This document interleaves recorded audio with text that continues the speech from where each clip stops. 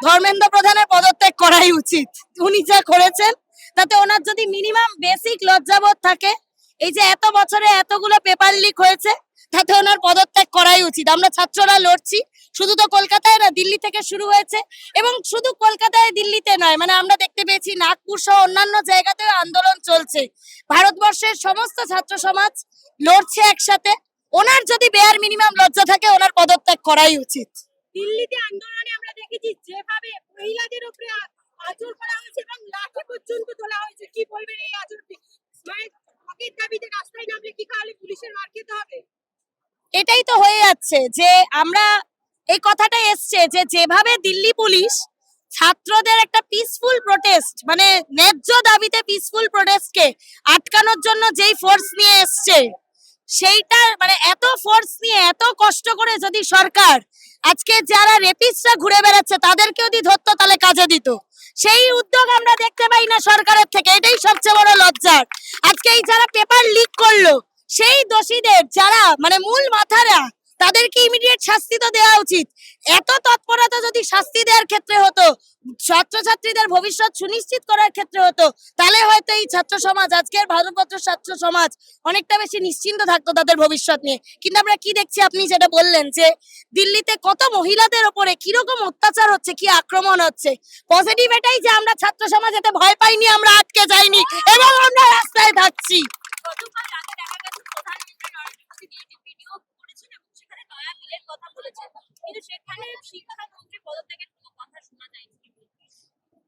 এইসব নয়া বিল বলুন যাই বলুন, দুটো ভিডিও করে উনি যদি ভাবেন যে ছাত্রছাত্রীদের মানে ভবিষ্যৎ সব সুনিশ্চিত হয়ে গেল, এই যে এত 20 জন ছাত্রছাত্রী আমরা জানি সুইসাইড হয়েছে, হয়তো সংখ্যাটা তারও বেশি, এর মানে নরেন্দ্র মোদীকে তাহলে দায় নিতে হবে সরকারকে, যে এত বড় সিস্টেমের যেই সমস্যা, এটা তো তাদেরকে দায় নিতে হবে প্রথমত। আর দ্বিতীয়ত যারা এর মধ্যে প্রথম জড়িত, আপনাদের তো তাদেরকে শাস্তিটা দিতে হবে। ছাত্রছাত্রীদের দাবি তো বিশাল কিছু না। প্রথম হচ্ছে ধর্মেন্দ্র প্রধানের পদত্যাগ, কারণ উনি শিক্ষামন্ত্রী। আর দ্বিতীয় হচ্ছে এই যে এই এত যে গন্ডগোল, এই যে সিস্টেম, এই এনইপি, আমরা জানি এই এনইপির জন্য যেভাবে গভর্নমেন্ট স্কুল কলেজগুলো উঠে যাচ্ছে, বেসরকারিকরণের দিকে চলে যাচ্ছে, এই বিল কে এনেছে? এই এনইপি 20 তো এই বিজেপি সরকারই এনেছে। আমরা এর বিরুদ্ধে লড়াই করছি এবং ছাত্ররা এই ছোটখাটো ভিডিওতে ভুলে যাবে না, তাদেরকে এইসব ছোটখাটো ভিডিও দিয়ে ভুলিয়ে দেওয়া যাবে না। তারা আন্দোলন করছে, তাদের দাবি যদি না মানা হয়, তারা রাজপথে থাকছে।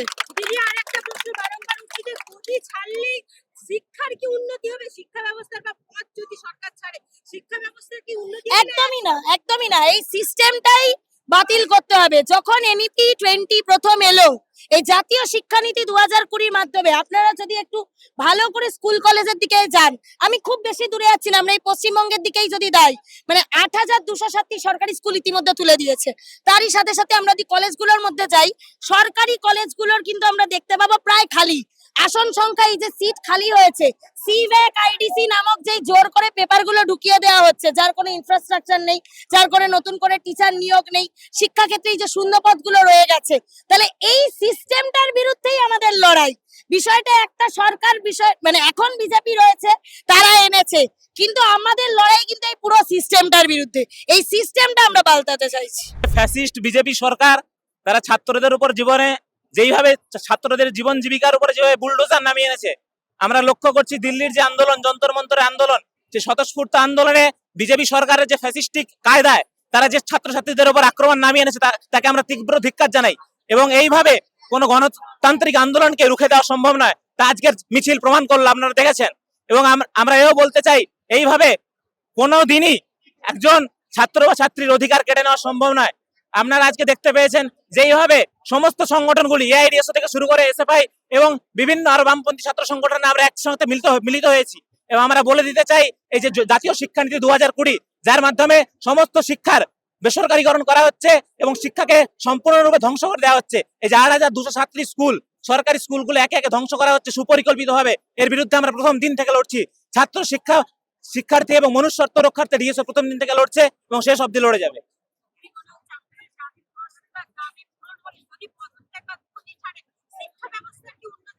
দেখুন, রাস্তা বন্ধ হলেই কিন্তু পথ খুলে যায়, তাই আমাদের আপোষ আমরা করব না, আমরা শেষ অবধি রাস্তাতে থাকবো এবং সংগ্রামের পথেই আমরা দাবি আদায় করব। হ্যাঁ, ভয় পাওয়াটাই তো ওনার পক্ষে স্বাভাবিক, কারণ ওনার পক্ষে এখন কোনো রাস্তা খোলা নেই। কারণ 2-4টে ভিডিওর মাধ্যমে উনি যাই বার্তা দিক না কেন, তার মাধ্যমে জেনজি বা এই নতুন সমাজ বা নতুন প্রজন্ম ভয় পাবে না, তারা গর্জে উঠবে এবং তাদের ন্যায্য দাবি ছিনিয়ে নেবে। দিল্লিতে যেভাবে মহিলাদের উপরে আচরণ করা হচ্ছে, তাহলে তুমি কি চাইছো বা সরকার চাইছে কি হকের দাবিতে যদি রাস্তায় নামা হয় তাহলে মহিলাদের উপরে মার হবে? হ্যাঁ, তাই তো আমরা দেখতে পাচ্ছি, শুধু দিল্লি নয়, আপনি দেখুন এই যে ডবল ইঞ্জিন সরকার, এই বারুইপুরের ঘটনা আগে ঘটেছে, এবং প্রতিদিন এই যে সরকার 2 মাসও হয়নি ক্ষমতায় এসছে, তার মাঝেই কতগুলি নারী নির্যাতনের ঘটনা ঘটে চলেছে। ফলে সরকার তার নিজের রাজ্যতেই নারী নিরাপত্তা সুনিশ্চিত করতে পারছে না, তারা আবার বড়াই করে বলছে তারা নারীদের সুরক্ষা দেবে। ফলে আমরা দেখতে পাচ্ছি তারা কতটা অপদার্থ।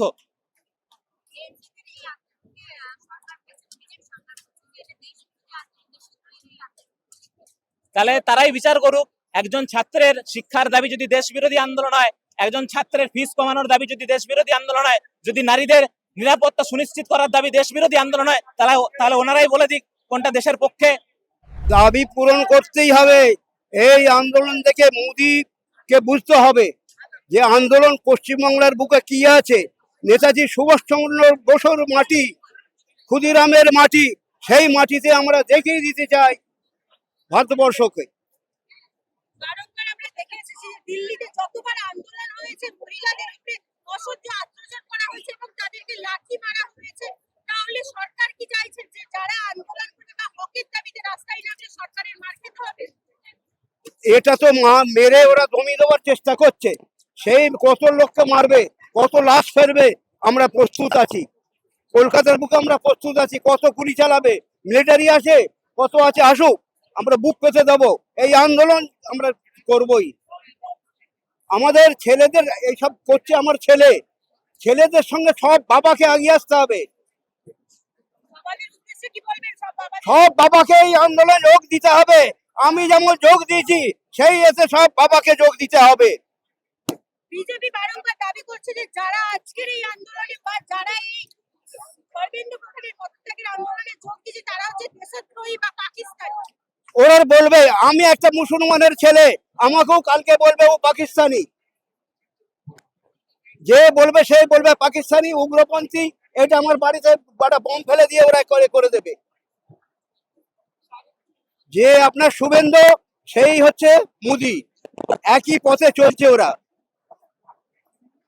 26 দিন পর আমরা দেখতে পেলাম যে নরেন্দ্র মোদী টুইটারে লাইভ করছেন এবং তিনি বলছেন তারপরে এত কিছু হওয়ার পরেও তিনি একবারে বলেননি যে তিনি ধর্মেন্দ্র প্রধানের পদত্যাগ দেবেন। এই কথা ও তো বলবে না, বললে পরে ও তো তার কাছ থেকে টাকা পয়সা নিয়ে খাচ্ছে, সেই হিসেবেই ওরা বলবে না। এদিকে দুজনকে নিয়ে আসছে, ললিত মোদি একে সব আবার নিয়ে আসছে, সব সেটিং করে রেখেছে। ওটা তো শুধুমাত্র জাস্ট একটা নিজের সেফ সাইডের প্লে কার্ড করলো না, যে লাইক না এতদিন ধরে না খেয়ে রয়েছে সোনাম ওয়াংচুক, তো উনি যদি মরে যায় তাহলে একটা বাজে জিনিস হয়ে যাবে, লাইক আরো বেশি কিছু হয়ে যেতে পারে। তাই জন্য লাইক উনি নিজের দিকটা মানে সেফ সাইডের প্লে কার্ড করলো। দিল্লিতে যেভাবে ছাত্রছাত্রীর উপর লাঠিচার্জ করা হয়েছে, নারীদের উপর অত্যাচারও করা হয়েছে, এটা তো উচিত না। এর মধ্যে দেখো পুলিশরা খুবই দায়ী রয়েছে, ওরা নিজেদের ইচ্ছায় নিজেদের মানে স্যাটিসফ্যাকশন পাওয়ার জন্য এগুলো করছে।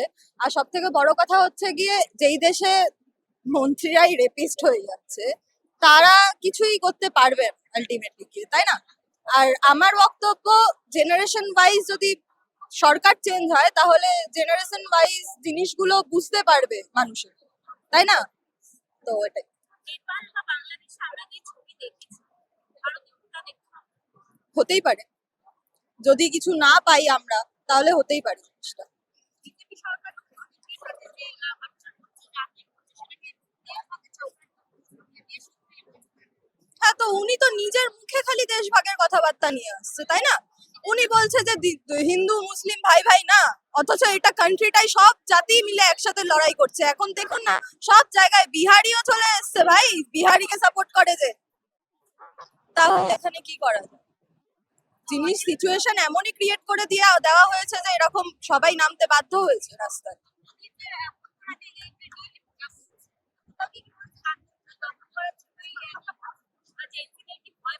না, পাচ্ছে না। ওনার মনে হচ্ছে ভয় পাচ্ছে, কিন্তু আমরা এমনই একটা জেনারেশন না যে সবকিছু দেখে এসছি। কোভিড থেকে শুরু করে লকডাউন থেকে শুরু করে সবকিছু দেখে এসছি। তো আমাদের কাছে নতুন কিছু নেই। সরকার এর বিষয়ে কিছু করবেও না, কারণ ওরা জানে যে ধর্মেন্দ্র প্রধান যদি রেজিগনেশন দেয় আর ওরা যদি তাকে রেজিগনেশন দেওয়ায়, তার মানে লোকেরা এবার বলবে যে কই টেররিস্ট অ্যাটাক হচ্ছে তো ডিফেন্স মিনিস্টার রেজিগনেশন দিচ্ছে না কেন, ইকোনমি খারাপ নির্মলা সীতারামন রেজিগনেশন দিচ্ছে না কেন, রেলওয়ে অ্যাক্সিডেন্ট হচ্ছে রেলওয়ে মিনিস্টার রেজিগনেশন দিচ্ছে না কেন। তোরা জানে যে এই ধরনের ওদের এই অ্যাক্টটা ইট উইল শো উইকনেস। ওরা নিজেদের সরকারকে উইক দেখাতে চায় না, কারণ এটা একটা ফ্যাসিবাদী সরকার, এটা একটা ফ্যাসিস্ট সরকার। আর লোকেরা যত তাড়াতাড়ি এটা বুঝতে পারবে, যেটা আমার মনে হয় এখন সবাই আস্তে আস্তে বুঝতে পারছে, ততই আমাদের মঙ্গল। দিল্লিতে যেভাবে ছাত্রছাত্রীদের উপর লাঠিচার্জ করা হয়েছে, নির্মমভাবে মেয়েদের গায়েও হাত তোলা হয়েছে, কি বলবেন? এটা কোনো নতুন বিষয় নয়। আমি এটা বুঝতে পারছি না যে লোকেদের কেন মনে হচ্ছে যে দিল্লি পুলিশ হঠাৎ নতুন করে এটা করছে। 2016 এবং 2019-এ জেএনইউ এবং জামিয়াতে লাইব্রেরির ভেতর ঢুকে গিয়ে দিল্লি পুলিশ লাঠিচার্জ করেছে, রক্তাক্ত করেছে, অন্ধ করে দিয়েছে বাচ্চাদের, মেয়েদের। তো এইটাতে তো অবাক হওয়ার কোনো বিষয় নেই। আমরা দেখেছি দিল্লি পুলিশের এক পার্সোনাল একটা মহিলাকে আনপ্রম্পটেড ভাবে থাপ্পড় মারছে, লাঠি নিয়ে তাদের প্রাইভেট এরিয়াতে ঢোকাচ্ছে, তাদের টাচ করছে, তারপর হাসছে। এই ধরনের নির্মম, অসভ্য এবং মানে টেররিস্ট পুলিশ ফোর্স আমার মনে হয় আমাদের কারোরই চাই না। আমাদের এমন একটা সরকার দরকার এবং এমন একটা পুলিশ সিস্টেম দরকার যেটা মানুষের জন্য থাকবে, মানুষের রক্ষার জন্য থাকবে, শুধু কেবলমাত্র সরকারের রক্ষার জন্য নয়। সিস্টেম তো বদলাচ্ছেই না। নরেন্দ্র মোদী তিনি রাত 12টায় রিল বানিয়ে সেটাকে পোস্ট করছেন। জেনজিদের কি ভয় পেয়ে তিনি রাত 12টার সময় রিল বানাচ্ছেন? সেটা আমি মন্তব্য করতে চাই না, কারণ এই মন্তব্য করে আর ওনার ব্যাপারে ডিসকাশন করে কোনো লাভ নেই। আমাদের ডিসকাশন করতে হবে যে কেন পেপার লিক হচ্ছে, নিট সিস্টেমের কি গাফিলতি, নিট পরীক্ষার কি সমস্যা। আমরা জানি যে কেরলে অনিতা বলে একজন, সে অনেক বছর লড়াই করেছিল নিট সিস্টেমটা বদলানোর জন্য, তার ব্যাপারে কথা বলা উচিত। এনটিএ যে অর্গানাইজেশনটা তৈরি হয়েছে যারা পেপার লিক গুলো পর করছে এবং যেই প্রাইভেট ইনস্টিটিউশন গুলো এটাতে বেনিফিট করছে, রাজস্থানে বসে, উত্তরপ্রদেশে বসে, তাদের ব্যাপারে এই ব্যাপারগুলোতে কথা না বললে এবং কেবলমাত্র প্রাইম মিনিস্টার কি রিল বানালো 2 মিনিটে সেটার ব্যাপারে কথা বললে আমরা কোনোদিন এগোতে পারবো না, দেখতে পারবো না কিভাবে স্ট্রাকচারাল চেঞ্জ আনতে পারবো। একদমই না। আর আমার মনে হয় এই যুগের আমরা কেউ এটাতে বিশ্বাস করছি না। আর শুধু বললে হয় না, ওদের কাছে কোনো প্ল্যান নেই, কোনো আইডিয়া নেই। ওরা একটা এডুকেশন মিনিস্টারের রেজিগনেশন টুকু দিতে পারছে না, এটা তো প্রথম স্টেপ। একটা দেশে এত বড় কিছু হলে এটা তো প্রথম স্টেপ, ওটা দিতে পারছে না। ওরা বড় বড় কথা বলছে যে এই করবে সেই করবে, একদম এই কথাতে কান না দিয়ে আমাদের এগিয়ে চলতে হবে।